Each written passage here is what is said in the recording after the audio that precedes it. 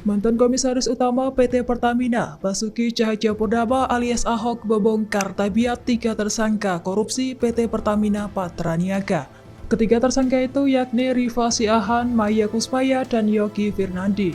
Diketahui 3 sosok ini terlibat dalam kasus mega korupsi yang merugikan negara sebesar 193,7 triliun rupiah.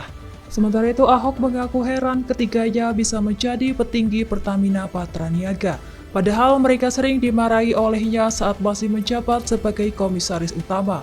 Meski sering ditegur, 3 sosok itu tetap ngeyel dan tidak mengerjakan tugas yang diberikan. Selain itu, Ahok juga mengungkapkan ketiganya selalu mengabaikan instruksinya. Instruksi itu untuk mengganti metode pembayaran di SPBU dari tunai menjadi aplikasi My Pertamina. Pasalnya Ahok sudah meminta perubahan. Download Tribun X sekarang. Menghadirkan lokal menjadi Indonesia.